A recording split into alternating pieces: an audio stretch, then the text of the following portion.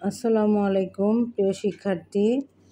আজ আমি তোমাদের সাথে তোমাদের সাধারণ বিজ্ঞান পরীক্ষায় তোমরা কিভাবে প্রশ্নের উত্তর দিবে দেখো। তোমাদের 1 নংয়ে থাকবে হচ্ছে সঠিক উত্তর। তো সঠিক উত্তর তোমরা কিভাবে লিখবে দেখো। সঠিক উত্তর তোমরা লিখবে যেমন এখানে থাকবে 1 নংয়ে থাকবে পানিতে তাপ দিলে বাষ্পে পরিণত হয়, জলীয় বাষ্প ঠান্ডা হলে পানি কিসে পরিণত হয়। তাহলে এখানে তোমাদের অপশন দেওয়া থাকবে যেমন কঠিন, তরল, বায়বীয়, ধোঁয়ায়। তো এরকম থাকবে, তোমাদের প্রশ্নের উত্তর লিখতে হবে। যেমন 1 নং প্রশ্ন উত্তর দিয়ে একের খ খ লিখে তরল লিখতে হবে। তারপর 2 নং দেখো পৃথিবীর সব কিছু কোনো না কোনো পদার্থের দিয়ে তৈরি, সকল পদার্থের কয়টি সাধারণ গুণ বা বৈশিষ্ট্য আছে। তাহলে কি হবে? 2টি, 3টি, 4টি, 5টি। কি হবে? 3টি। তোমাদের শ্রেণীকক্ষে চেয়ার, টেবিল ইত্যাদি রয়েছে, এগুলোর ওজন আছে, জায়গা দখল করে, এগুলোকে কি বলে? শক্তি, পদার্থ, তাপ, আলো। কি বলে তাহলে? পদার্থ বলে। পানি 4 নম্বর দেখো পানি আমরা পান করি, সাঁতার কাটি, ধোয়া মোছা ইত্যাদি করি, এটি পানির কোন অবস্থা? তাহলে কঠিন, তরল, বায়বীয়, জলীয় বাষ্প। তোমরা কি লিখবা? তরল। পানি হচ্ছে এটা, যেমন সাঁতার কাটি, ধোয়া মোছা করি, এটা হচ্ছে তরল অবস্থা। তারপর দেখো বরফ পানির একটি অবস্থা। বরফকে তাপ দিলে প্রথমে কি পাওয়া যায়? বাষ্প, পানি, ঘন তরল। তাহলে অবশ্যই বরফকে তাপ দিলে কি হয়? পানি পাওয়া যায়। খতে পানি দেব। কণা পানিতে তাপ দেওয়ার সময় এক ধরনের ধোঁয়া দেখতে পেল, এটি পানির কোন অবস্থা? তাহলে ধোঁয়া দেখতে পেল, যেহেতু ধোঁয়াটা কি? কঠিন, তরল, বায়বীয়, বরফ। কী হবে? বায়বীয়। ধোঁয়াটা হচ্ছে বায়বীয়। নিচের কোনটির নির্দিষ্ট আকার ও আয়তন আছে?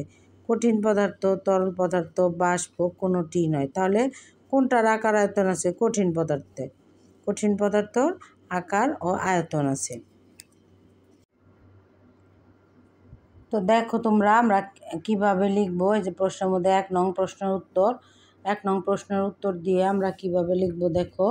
এই যে এখানে কিন্তু আমরা 1 নং প্রশ্নের উত্তরে যে আছে তরল, সেই তরলটা আমরা কি লিখবো? 1-এর খ দিয়ে তরল। তো দেখো এখানে আমি দেখিয়ে দিচ্ছি তোমাদের 1 নংয়ের খয়ে তরল, 2 নংয়ের খ 3 খ পদার্থ। এভাবে তোমরা উত্তর লিখবে, কিন্তু তোমাদের প্রশ্ন লেখার কোনো দরকার নেই, তোমরা এভাবে উত্তর লিখে দিবে। তো 2 নংয়ে থাকবে হচ্ছে তোমাদের সংক্ষিপ্ত প্রশ্ন। সংক্ষিপ্ত হচ্ছে 46 পৃষ্ঠার 1 থেকে 7 নং। দেখো 2 নংয়ে থাকবে। তো এইভাবে তোমাদের সিলেবাসে যত পৃষ্ঠা আছে সেই পৃষ্ঠাগুলো তোমরা সঠিক উত্তর ভালো করে পড়ে নেবে। এবার দেখো 2 নংয়ে থাকবে কি? সংক্ষিপ্ত প্রশ্ন যেমন থাকলো চেয়ার, টেবিল কি দিয়ে তৈরি, সেটি কি পদার্থ? তাহলে তোমরা 2 নং প্রশ্ন উত্তর দিয়ে উত্তর লিখবে যে চেয়ার, টেবিল কাঠ দিয়ে তৈরি, তারপরে সেটি কঠিন পদার্থ। শেষ। বা কাঠ কঠিন পদার্থ, এভাবে লিখবে। তো 1-2 দিয়ে বই খাতা কেন পদার্থ? বই খাতার ওজন আছে এবং জায়গা দখল করে বলে বই খাতা পদার্থ, এভাবে লিখবে।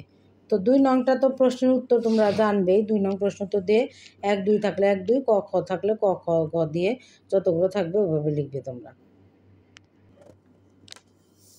এবার দেখো তোমাদের 3 নংয়ে কি থাকবে? 3 নংয়ে থাকবে হচ্ছে তোমাদের শূন্যস্থান পূরণ। তো শূন্যস্থান পূরণ কীভাবে তোমরা করবে? যেমন এখানে আছে চেয়ার, টেবিল, ব্ল্যাকবোর্ড, পানির গ্লাস এগুলো সবই ড্যাশ দিয়ে তৈরি। তাহলে তুমি কি দেবে? চেয়ার, টেবিল, ব্ল্যাকবোর্ড, পানির গ্লাস এগুলো সবই পদার্থ দিয়ে তৈরি। 2 নংয়ে হচ্ছে চেয়ার ড্যাশ দিয়ে তৈরি, চেয়ার কাঠ দিয়ে তৈরি। এভাবে তোমরা কি করবে?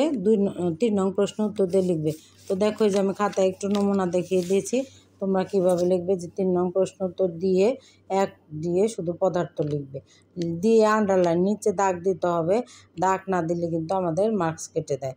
তাহলে 2 নংয়ে কাঠের নিচে দাগ দিবে। 3 নংয়ে যেমন পদার্থের, এরকম পদার্থের নিচে দাগ দেবে। তোমাদের আর কোনো প্রশ্ন লেখার দরকার নেই। তো এইভাবে তোমরা কি করবে? শূন্যস্থান লিখবে।